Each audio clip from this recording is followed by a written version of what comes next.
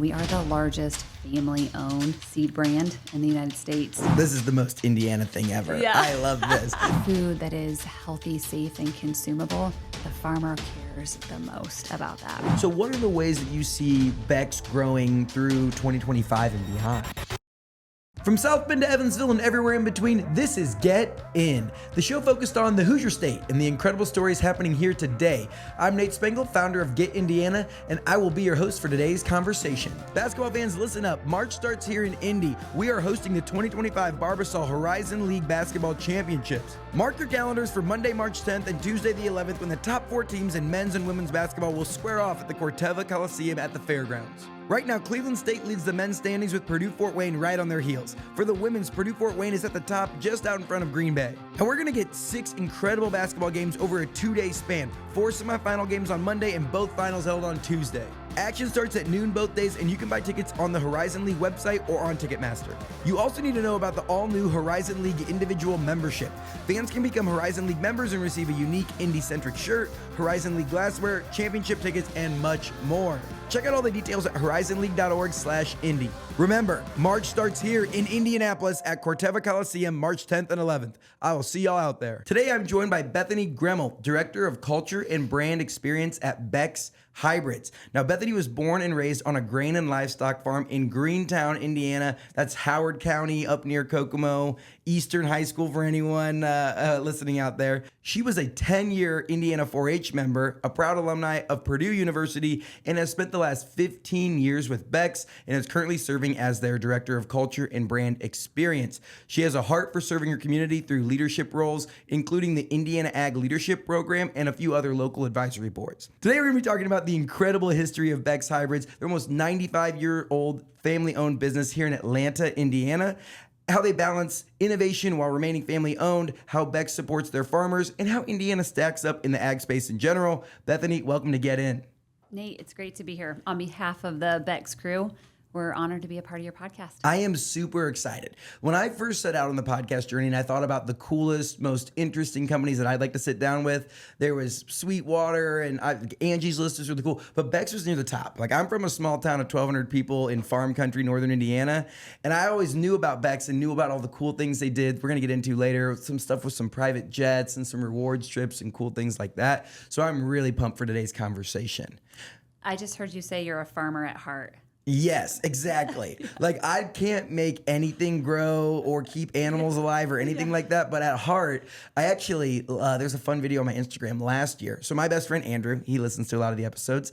Andrew owns a farm, 300 acres in northern Indiana, Huff Farms, shout out. And I got to drive the combine for the first time last year. And like, I did a whole video about how hard is it to drive a combine. And it's actually not that hard. Yeah. Like, they don't have like any of the GPS or autopilot or anything like that. But like, he got me over, like, I didn't drive it on the street or anything. But once he got in the field, I was like, oh, this isn't too bad. Just keep the little forks on both sides of the corn and you're good to go. That's it. That's all there is to it. It wasn't too bad. I don't know if it's the perfect career for me, but I had a good time. Yeah. Well, obviously, I mean, Becks is a huge market leader when it comes to, what do you call it, seed manufacturing? Not manufacturing, but seed producer? Yeah, so we produce seed and we distribute seed, and we have a research team at Becks who is working pretty hard to build a proprietary product that would be a Becks specific seed product to sell to our customers. And you are the 3rd largest seed producer in the country, while you still remain family owned, which I think that is a testament to the Hoosier hospitality and just the incredible path over the last almost 95 years. You are correct. 3rd largest seed brand in the United States, and we are the largest family-owned seed brand in the United States.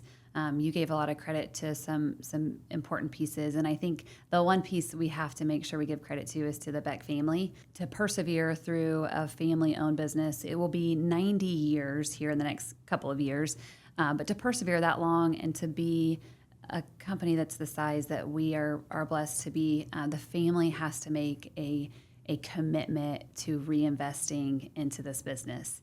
And we have watched the Beck family do just that, where their purpose and their actions align. They're here to help farmers be successful. In order to do that, it's a pretty capital intensive company to be able to grow and serve farmers. And the Beck family continues to reinvest to make sure that that happens. I mean, let's start at the beginning then. Let's take it back to where this all got started almost 90 years ago. Like, when was the first Beck that came to Indiana? Was it a farm that turned into a seed company? How did this all get rolling? Early 1800s, the Beck family immigrated from Germany to America. And you fast forward about 100 years, and Lawrence and Anna Beck were the first to start Beck's hybrids in 1937. That would be kind of our first generation. Lawrence was only alive for a year, and so really, didn't see the company get too far up off the ground.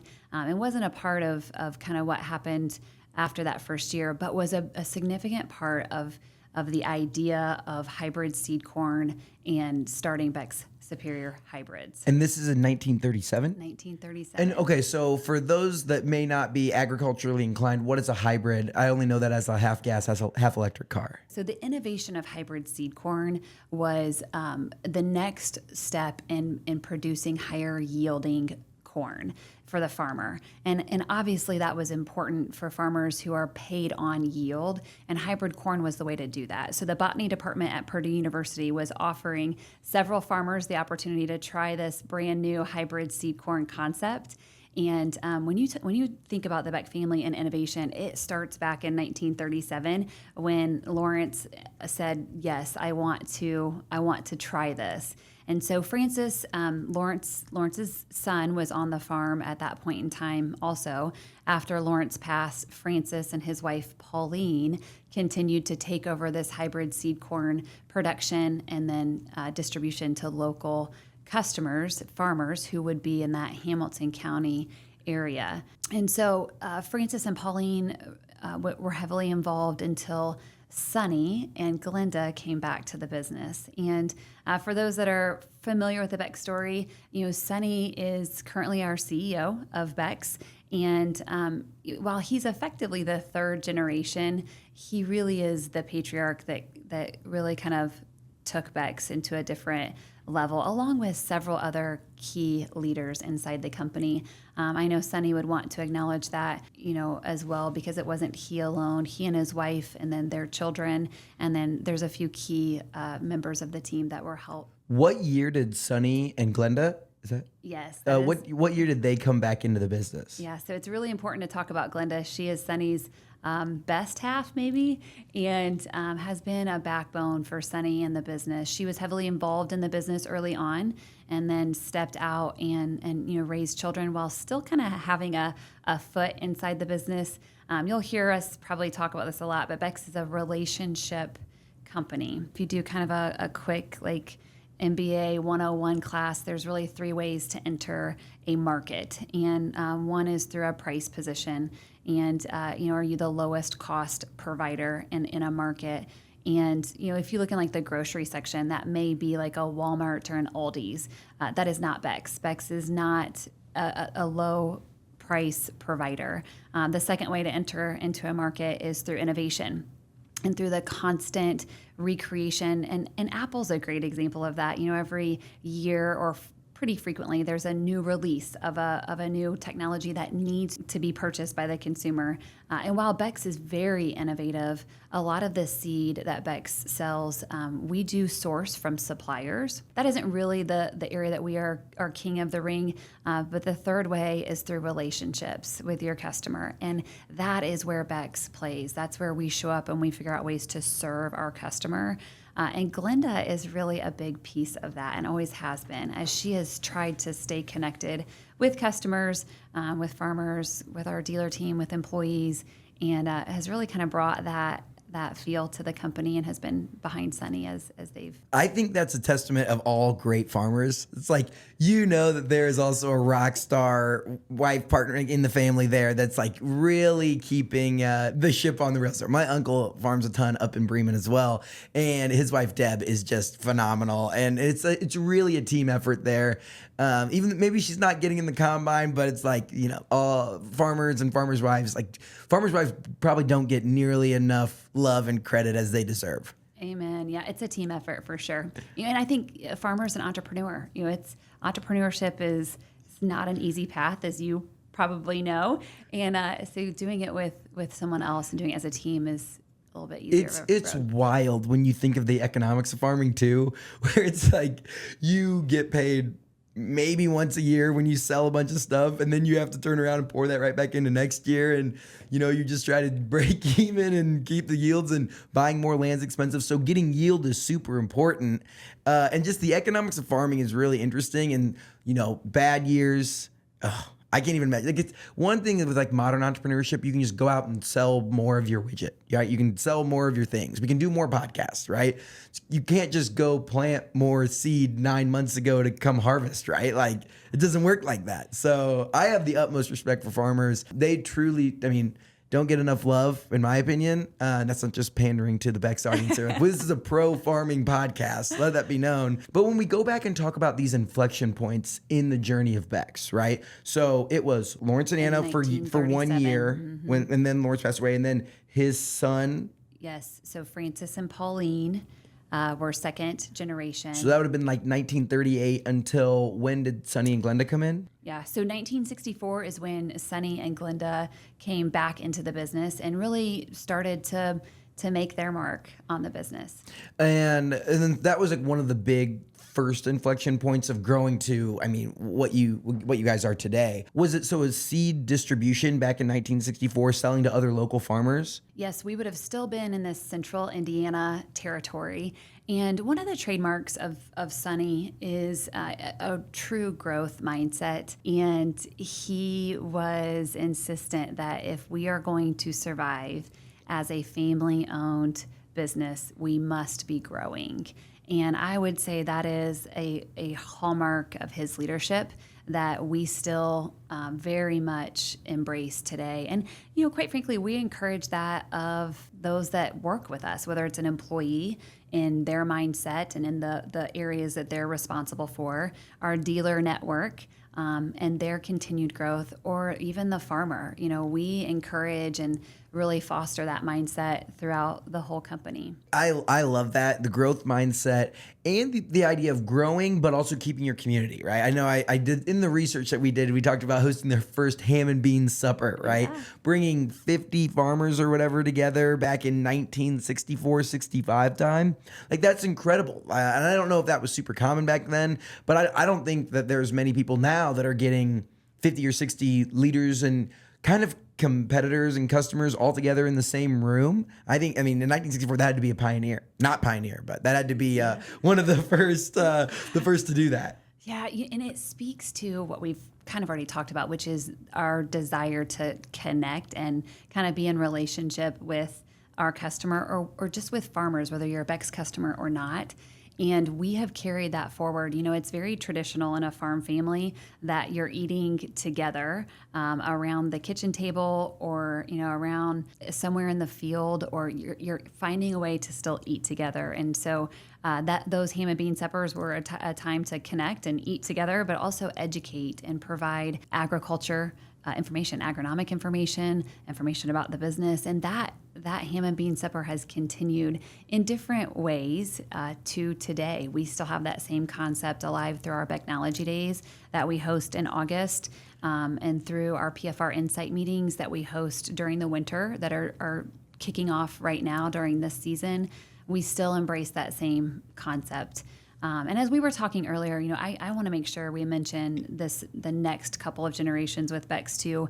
We've kind of stopped with Sonny and Glenda. In true Sonny form, he would be the first to say, hey, and there are a couple of generations that are very much involved in the business today who have been instrumental in the continued growth of Becks and will be instrumental in the future. And so Scott and Chantel Beck, Scott's our president today, and Chantel is Scott's wife, have been a part of the business. And then Scott has a sister, Kim, and she's married to Todd Marchand, who have been very, very much a big part of this business. And then Tony and Tracy Beck, who are based in Illinois, but still, again, a big part of the Becks business. So that would be our fourth generation. The thread of family goes, so deep. You're talking coming up on 100 years, which is just wild. Yeah. For any business to be alive for 100 years is crazy. For any family-owned business to survive through generations. And they always say like doing business with family can be hard for Yes. sure, right? Like you love them, but some days you don't like them. Yeah. So I think that's a testament to the Beck family and everything there. For you, growing up in Howard County on a farm, right? Like in the space, was your dream always to go work at Beck's? Oh, not at all, actually. And I was so fortunate to be raised by two parents who love the Lord and have raised us in the church, love agriculture and farming. And I watched my parents forge a path forward and growing their operation and embracing us kids in that process. So kind of developed that love for entrepreneurship and for farmers really early on. Pretty interesting fact. So my dad has been very loyal to Becks, and all I've ever known is my dad has been a Becks customer. Early on, I have very vivid memories of attending Technology Days in Atlanta with my family. And then my grandfather started a Becks dealership in 1976. So there's a pretty interesting story in how he got to Becks. But so almost 50 years ago, members of my family chose to be a part of this Becks movement. And so I grew up being very familiar with Becks, but I'm also, not to date myself, but I'm an early 80s baby. If you're pretty intimately connected to agriculture today, you know that we're entering an economic climate that is a little concerning maybe for farmers with lower commodity prices, looking at the demand for corn and soybeans, both domestically and then worldwide from the United States, and then certainly kind of keeping an eye on weather patterns. This came together in the late 70s, early 80s, and as my dad was starting his farm during that same season, I grew up in a pretty difficult agriculture season. I looked at what it took to build a farm and to grow a farm, and I thought, I want nothing to do with this. There has to be a different way to make a living. What you don't realize until you're much older is that there was some really rich education and experiences that we were able to be a part of on that farm. And so I was kind of committed to not being in agriculture. I graduated from Purdue, worked for Target Corporation for just about 4 years. I was on the distribution side of things. I cannot tell you how to run a store. I don't know what that retail experience looks like, but that was my start, and I was pretty committed not to be in agriculture. So what drew you back in? It's a pretty cool story. It was July of 2009, and I was living in Kansas at the time. Had moved out there about 18 months prior to that, again with Target Corporation, and received a call on a Saturday afternoon from Sunny. Wait, what? Yeah, yes. Saturday afternoon, which is again kind of one of those trademark things, right? He never stopped working. And still to this day is maybe one of the hardest workers at Becks. And he said, hey, I understand you have a work experience in human resources. He said, we're almost to 200 full-time employees, and we don't have like an official human resources department. There were a couple of key folks in the company who were doing the human resources work, but he said, we don't have it kind of pulled together in one area. We think we may need to start looking down that path. Would you be open to talking to us? I was not planning to come into agriculture or to change companies. And so I was a little shocked, but I had a ton of respect for Sunny and for Becks. And so I thought, let's just talk and see where this goes. And a little over a month later, I ended up back in Atlanta, Indiana. Wow. Well, one, I love the fact that if the CEO of anything calls you, you're like, oh, it's worth the conversation, right? How did you get on Sunny's radar? It goes back to my family and that connection. When my family was a part of the business, Becks was really small. And so that was my brother, Doug, is responsible for our dealership today. So he was still heavily involved with Becks at that time.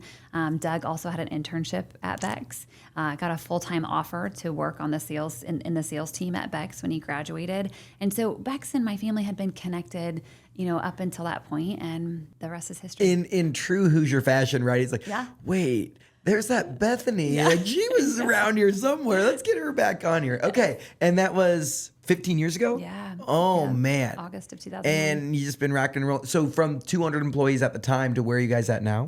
We just passed the 1,000 full-time employee mark this last year. Yeah, Holy it's really smokes. cool. And what's the majority of employee, like where is the majority of that workforce focused on? We have a very large sales organization who is spread out over 20 different states. And then, I want to mention our dealer network too. So we've got a group of dealers who kind of have their own Becks business in their area of the Corn Belt. We have just over 1,000 dealers. So we have 1,000 dealers, 1,000 full-time employees, and a family that is, large and growing. And those three sectors kind of make up Becks Hybrids. So, but yeah, we have our sales organization would be one of the larger teams. And then we have a lot of departments in the main office that are all part of kind of creating an experience for a farmer, whether it's our marketing team or, we call it our front counter team, but it's a sales support team that's critical to the experience that a customer would have with Becks. Our commitment rewards team, which is probably maybe one of the funner teams to be a part of. They're dealing and wheeling and all the toys and tractors and tools that we offer farmers. We have a travel and events team. So there's a group that left yesterday for our first customer trip this winter, and that travel and events team is a huge part of making those trips happen. The flights go out on Monday, this coming Monday, to go to, is this, I'm pretty sure I know my buddy saved his honeymoon and they're going on Monday. So Reese and Morgan Williamson, enjoy. I think he actually said he couldn't hang out this weekend because he has to get ready to leave on Monday. I know Reese. You know Reese? Yes. Oh, and Dan? Yes. Yes. Yeah. So Dan is a very dear friend of our families. Oh, no way. Yeah. Oh, I love it. So we were just at Reese and Morgan's wedding this is the most Indiana thing ever. Yeah. I love this. He's going to love hearing this. Yeah. And so that was the family I was talking about that's like very in with Becks and all the cool stuff there. Yeah. The Williamsons. I went to Triton with Reese and Wes. Great people. Wonderful people. So I'm guessing Reese is headed to Grand Cayman. Would that be right? Yes. Okay. Yeah. Yeah. So I actually met Dan for the first time when we were in Grand Cayman, and that would have been 16 years ago. So to make a long story short here, we have a few destinations where customers travel during the winter. Right now, our customer trip is headed to Jamaica, and then another customer trip is this Grand Cayman trip, and it's a really cool experience. One of the really cool things people don't realize. So I think there's some stipulations, right? When you buy 100% of your corn seed through Becks, you get eligible for these rewards and trips and different cool things like that, as well as what's the clarification for getting a ride in the plane? So this is not a very old concept. I'm going to say maybe 15-ish years that through these Grand Cayman trips, part of the experience and Becks works really hard to deliver something that is different, that makes a farmer feel like, we do have their best interest at heart and we're here to serve you. And so these trips in the winter, how many farmers do you know that are willing to take a trip in the winter? Not many, but certainly oftentimes spouses are very eager to go. And so these trips are a great opportunity to get people off of the farm and to kind of reset, but we tried to make it as easy as possible. So originally we purchased aircraft to help take private trips down to Grand Cayman. It was during the process of that we said, we can maybe use these aircraft in different seasons throughout the rest of the year, because we are a small family-owned seed company. And in your mind, if you're in Iowa or Nebraska or somewhere not central to Indiana, you don't know Becks. And so we need to get you here so that you can learn and experience who we really are. And so we use that aircraft, in addition to flying customers to Grand Cayman, to bring in prospects. And so today, all you have to be is a prospect, someone that doesn't know Becks or doesn't do business with Becks, and we want to have you learn about us. So we'll land in all the rural parts of the Midwest, every small regional airport that we can fit into, pick up a load of farmers and bring them back to the main office and do a tour, have a conversation with family members or leadership team members, or and then fly them back in your home for dinner. How many of your competitors are doing something like that? At one time, that was something that did happen with some of our competitors. I don't know today, to be honest, what type of volume that looks like with our competitors. We have a little bit of a saying inside Becks. We talk about the infinite game. Have you heard of the infinite game? No. Okay, so the infinite game, it's a concept by Simon Sinek that he introduced. There's a book, it's a great read that we've kind of adopted. And it's all about how the only person you're really competing with is yourself. How do you continue to get better day in and day out? And so while we care what our competition is doing, at the end of the day, we're really focused on how can we get better at serving farmers, and how do we continue to get better year after year. And so I don't know what our competition is doing in some areas, but what we're doing is really cool. Well, I've never heard about the private jet showing up for any of the other guys. Yeah. So I've heard about the Becks one several times. So I think that's super cool. That started just before you got there or right after you got there? Yes, it would have been around that. Like, I just want to be in the room on the first conversation where Sonny or whoever calls up Farmer Dan out in Iowa and says, yeah, we'll send the plane your way. Yeah. And he's like, what are you talking about? Yeah. Like the first farmer to get on a, not a commercial jet and get flown back to Atlanta. Like that had to just be the craziest cool thing. And it started probably at some point at a table. Someone's like, I have a crazy idea. Absolutely. What if we sent this plane to Bourbon, Indiana and picked up the Williamsons? Let's do that. Absolutely. That's exactly how it gets started. Well, and that's innovation, right? Like I know that you talked about the 3 pillars, right? You can come in as the lowest cost, you can come in as the most innovation, or you can really win on customer experience. That is innovation within customer experience, right? Absolutely. And when you think about these competitors or anyone you're going up against in the space, they're not family owned. And so that balancing act of remaining family owned, it probably would have been, it's actually 100% way easier. You grew this thing, Sonny, Beck family, just friggin' sell it, make all your money, and spend a lot of time in the Grand Cayman. So how do you guys think about that when you're balancing innovation and this, how the rest of the competitors in the market are going with whatever it's private equity or venture backed or all these things versus remaining family owned and continuing to grow this business and playing that infinite game? One is bringing in a leadership team that is not all family based. So our leadership team today, there's 5 of us on that leadership team, 2 of which are family members and 3 of which are not family members. That decision was made many, many years ago. And again, a decision that was made because they were looking several years into the future of how do we bring some really sharp minds who are committed to the same cause, which is remaining family owned and serving farmers, and can help us do that over the next 100 years. The decision to stay committed to being family owned, it's really not even an option. And, you think about like some of the greatest leaders or sports athletes or business entrepreneurs, they commit themselves to a cause and then they don't waver from it. And that is one of the cornerstones of this company. We will be family owned. And the family is committed to that and is not wavering. I love it. And you're exactly right. When you think of the greatest entrepreneurs, it's never about, I want to do this thing to make $1 million or Right. whatever. Like it's the cause, right? It starts with, we want to support farmers. Like this needs to exist because farmers, agriculture across America and the world needs this thing. And when you focus on that, the problem or the purpose versus like, yeah, you could make your money, right? Like that's what really drives, and that's how I endure, I'm assuming, just from reading and talking to guests and all these things, like that's how you endure a 80 plus, 90 plus year old business. You're exactly right. And it's how you make decisions like let's have aircraft that fly in prospects that may not pencil out financially, but over the long run are the best decision that you can make for the farmer and the business.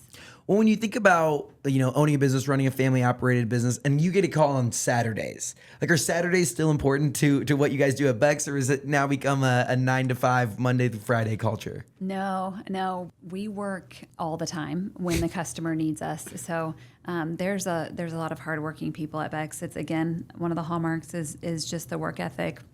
And so we're open on Saturdays. We're also open on a Thursday night when a farmer needs seed because it's going to rain tomorrow and they're out.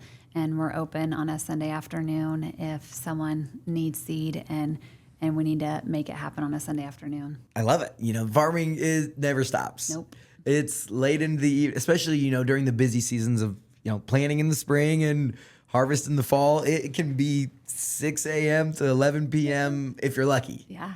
Man, I just love this story. Do you have any other cool, interesting stories or inflection points throughout the years of fun Sunny or just Beck's stories that the audience would love? I kind of want to talk through the fact that we actually have our fifth generation in the business today. And I have been a part of Becks as that generation has come into the business. We have 4 grandchildren is what we reference this fifth generation. They would be full-time. One of their spouses, we have one that is part-time, and then her spouse is also full-time. So there's a collection of this fifth generation that's coming into the business and very passionate about carrying on these same principles of serving farmers and being family-owned. And if you go back to the original, I think you made the statement from Sunny in the 60s or 70s, or if you're not growing, you're dying. Mm-hmm. So what are the ways that you see Becks growing through 2025 and beyond? We can measure our business size and market share across our marketing territory. And that market share, while we're heavily concentrated in states that are more central to Indiana, that market share decreases as you go further out into Iowa, Nebraska, Kansas, other states, Missouri, outside of these core we don't states. Like those states. No, I'm just kidding. Yeah, we love those we states. do. Their corn is important too. That's right. It matters. Even on this podcast, Iowa corn is important too. That's exactly right. Yes. Quick pause in the action. Do you want to be able to submit questions to my future guests in advance? Do you want access to exclusive discounts with our Hoosier partners? Do you want to make sure you're invited to all of our private in-person events across the state? If you answered yes to all or any of those questions, you need to head to Instagram and subscribe to our Get In Insiders channel. For $4.99 a month, you're going to be able to ask our guests questions, get great discounts, and above all, help us fund all of this amazing Indiana content that we create. Head over to Instagram at Nate Spangle and subscribe. Now let's get back to the episode. And so there's just so much opportunity. And we believe that if a farmer commits to us, that we will serve them well and that we will help their farm be successful. And so there are so many farmers that don't have the opportunity today to work with Becks, and that's where our growth is going to come from. So if you're a farmer in Kansas and you want to ride on a private jet and come hang out in Atlanta, Indiana and meet the Becks team, DM them. Yes, right? That's right. Hey Hoosiers, let me tell you about Keller & Keller, a respected Indiana-based law firm that's here for all of us, from Evansville up to South Bend.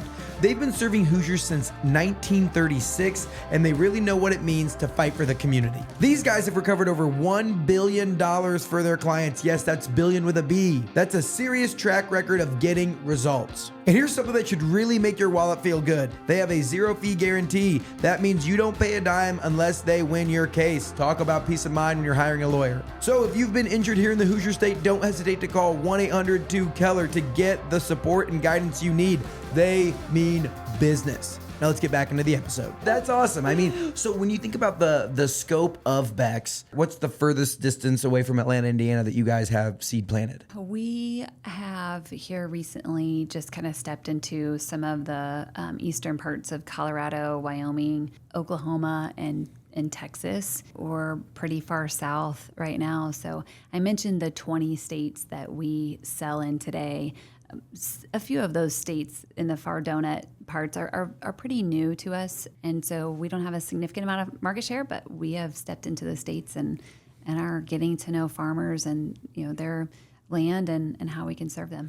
Yeah, I don't think of corn when I think out there, but it's there, 20 different states. That's incredible. Yes. And just to keep growing and getting people familiar with you all. I do have a couple fun, as we kind of start to round out the episode here, some fun questions for you, just agriculture in general and how Indiana stacks up throughout. I mean, you are 20 different states, you're right, you guys are in. Where is Indiana in terms of agriculture production based nationally? State of Indiana would be in the top tier of those 20. We are not the largest corn and soybean acres. Illinois, Iowa, Nebraska, but we hold our own. And agriculture is very important to the economy here in the state of Indiana. We've been blessed with state leadership that has been very friendly to agriculture and friendly to supporting the growth of Becks. And that has been a pretty big part of our success as well. What do you think the biggest misconception about farmers and farming is? I think it's really important that if you are not directly on the farm, that you understand the true love that these farmers have for their land. And so there's a lot of conversation around, taking care of the land, introducing sustainable practices, producing food that is high quality for consumption. And I can tell you that the farmer cares the most about all of those things. In many cases, land has been purchased, kind of like the Beck story, multiple generations before the one farming it today was ever here. And so being good stewards of the land and introducing practices that take care of the land and provide food that is healthy, safe, and consumable, the farmer cares the most about that. I don't know if you've seen Yellowstone, but it's passed down through generations and generations, and not giving it up to another shopping mall. The food, the whole system is super important, and I don't think that farmers get enough credit for, again, we said this is like the theme of the podcast, is farmers don't get enough credit, right? Farmers' wives don't get enough credit either. Right. But the passion and the blood, sweat, and tears that go into that. If a farmer spent the same amount of time working at a manufacturing plant or running a tech company, you could make more money. If they wanted to be rich, they could go make more money elsewhere. But having this care and this passion for the land and for, the generational farmers, that's nuts to me. I think what's crazy is I've seen, I don't know the exact numbers, but how much of our nation's food is produced by how many farms. And thinking about how generational, year over year, more the small farms are facing a really hard time to make the math work, and are getting rolled up into bigger farms and bigger farms. And back in 30, 50 years ago, everyone's grandpa was a farmer, it seemed like, or at least it had some type of stuff growing on their property. And now it's just not as common.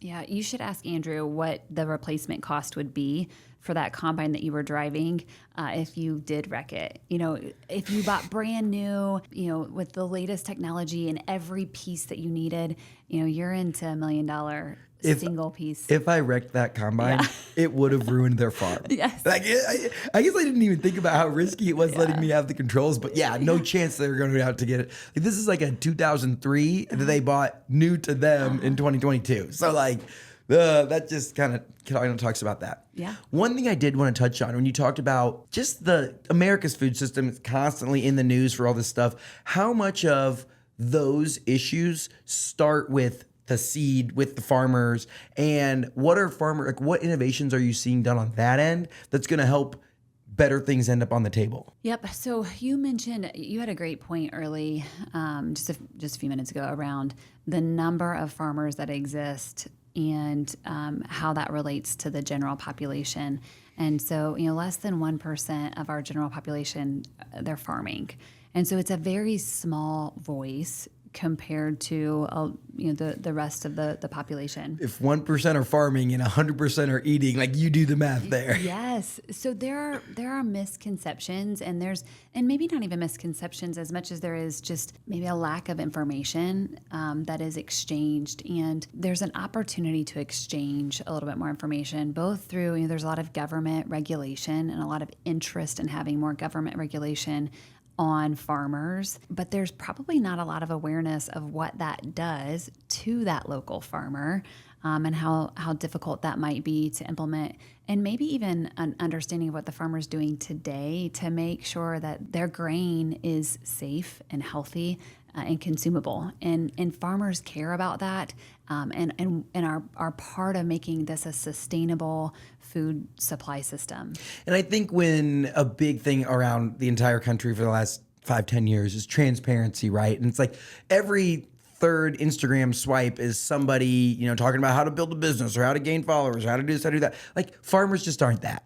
Farmers just aren't on Instagram. This is how you drive by. I get to go out and do that because that's what I do. I get to talk about how to drive a farm, or drive a combine. But farmers are farming. It's a busy sun up, sundown. They're not on Instagram. There's a few, right, the TikToking farmers or whatever, but the majority of them are out there doing the work. And I feel if people spent more time out there doing the work, they would calm down a little bit. It's been interesting to watch. There has been a group of social media folks who have a passion in educating on what's happening on the farm. And there's been a following that's been pretty strong in learning. And so there's a deep appreciation for the younger generation who has an interest in sharing what happens on the farm to help educate. This is what a daily life is like for a farmer. Yeah. And if you need any info on tractors, we've got Jackson up in northern Indiana. Yes. The little John Deere. Little John Deere Yeah. guy. Dude, he crushes it. He has forgotten more about farming than I'll ever know. Yeah. 100%. It's such an example of, these things are in your blood. So that kid is someone who loves this, and you'll never take it away from him. He's born with it. Well, I'm going to overstep here, but there might be an internship opportunity in the future at Becks. There you go. I'm not offering it, but Absolutely. I'm not saying that it's there, right? This next question is brought to you by our friends at Orr Fellowship. They're a great organization here in Indiana, helping develop young business leaders across the state.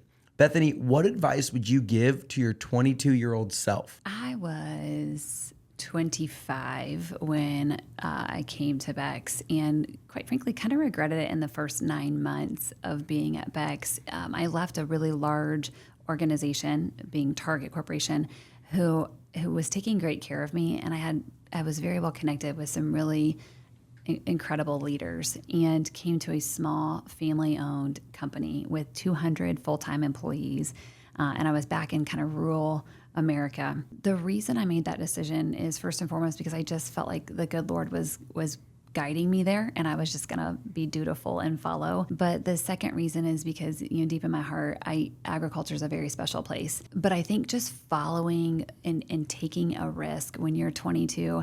I have 3 kids with my husband, and our oldest is 24, just turned 24. And so he just graduated with his MBA and is navigating, life in his first career moves. And, we're having these exact conversations with him of take the risk, whether you're the entrepreneur like you, that's, kind of doing the thing that feels scary, or you're joining a family-owned seed company that maybe doesn't make sense, but you're looking at the long game. And so that 22, 24, 26, take the risk. Heck yeah. Take the risk. Yes. I love that. We're getting towards the end of the show. I do a fun lightning round where we curate some fun questions. We're going to be talking about agriculture and farming. What's the importance of 4-H? The 4-H program is so foundational in a couple of things. One, we built some really great relationships through 4-H, and we did livestock in 4-H, and so the caring for livestock, it helps to teach you that there's something bigger than just you in this world that you have to take care of.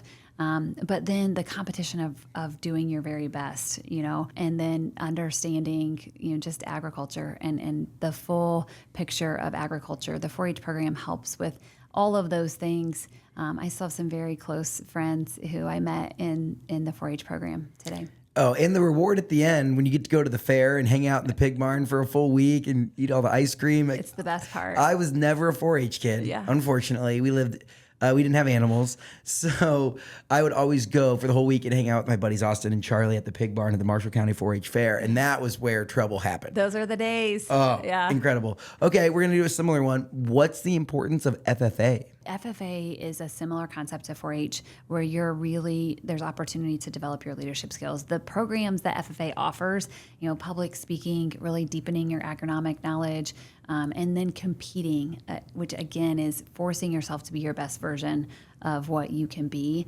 Those things happening in middle school and high school are just invaluable to your development. They think FFA and you think drive your tractor to school day. Yeah. Like, that's a piece of it. I think that was cool. That's fun. But there's so much more. Like, you talk about the global or we host it here, the conference that we're National at National Convention. Yep, in Indianapolis. Yes. And Yes. you see seas of corduroy blue Yes. jackets downtown, and it's awesome. It's super, super cool. Yes, great point. It is not just for farm kids. In fact, it's a great leadership development program for all kids. Bang. Yep. Go join your local FFA. Yeah. All right, now we have some fun ones. This is going to shock the listeners. Okay. All right. How many ears of corn are there on a normal stalk? On a normal stalk, there is just 1 ear. Yes. I think that cartoons and graphics, sometimes there's 2, but they're like half grown. This blew my mind.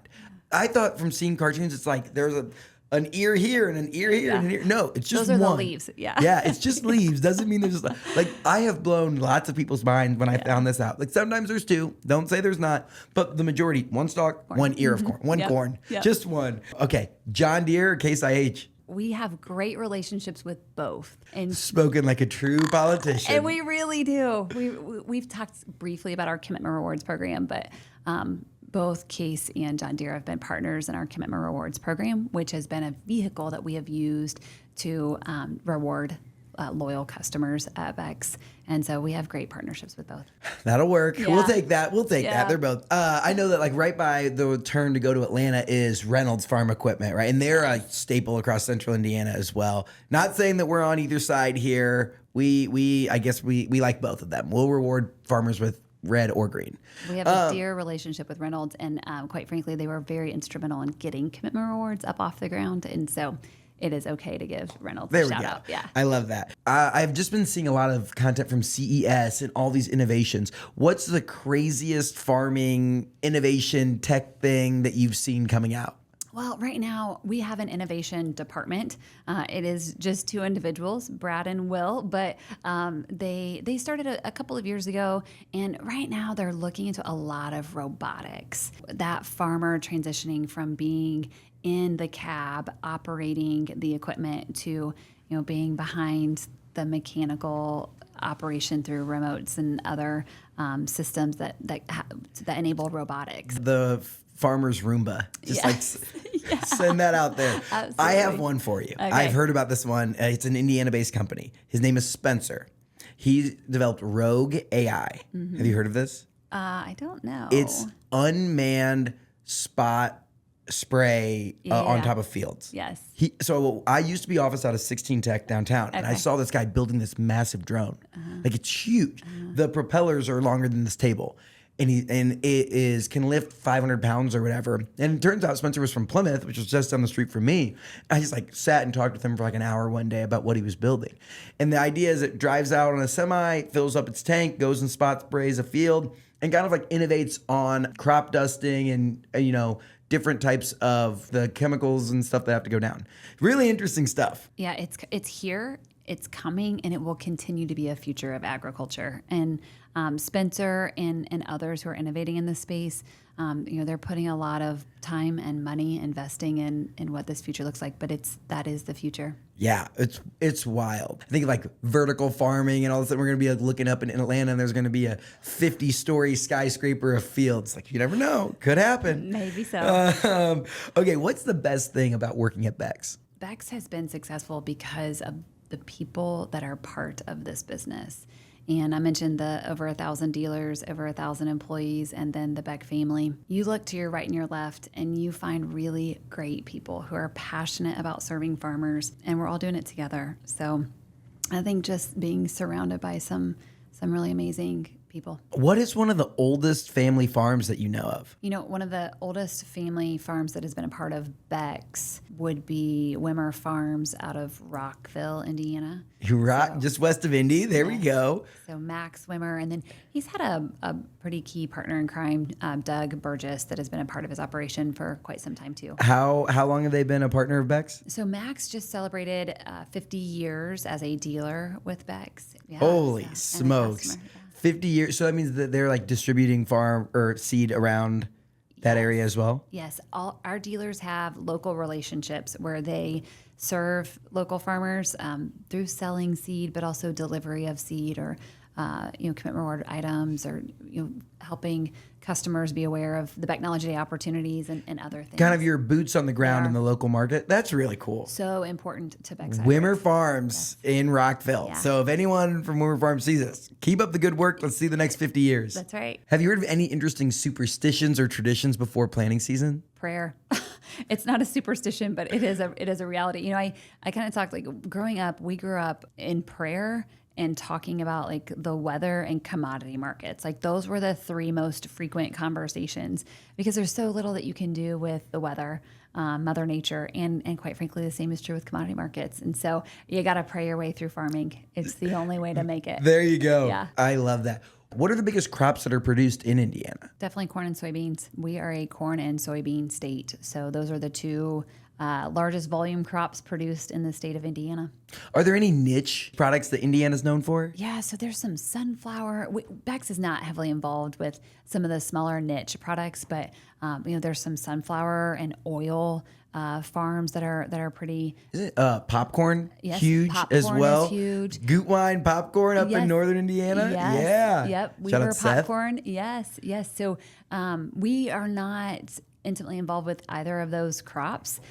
We do sell popcorn through our country store, but it is not something that we grow. It's already popped though. Yes, it is. Yeah, Well, it's in kernels. It can be popped. Yes. Already grown. Yes. Already grown, ready to be popped. Yes, that's right. Well, you guys have a country store? Tell me about that. We do. Yeah, it's a retail arm. It's through our marketing team, and so there's some really cool, innovative products in there. But everything is branded with Becks. So hats, kids stuff, toys, tractors, chairs, signs, blankets, cups, anything, apparel, anything that you can think of is through the country store. I love it. I have the same 3 questions that I ask everyone who sits in that chair. Yeah. The first one is, what is something the world needs to know about Indiana? Indiana is a hidden gem. It's a pretty special state that is quietly growing, conservative in values, a great place to raise a family and to work and live.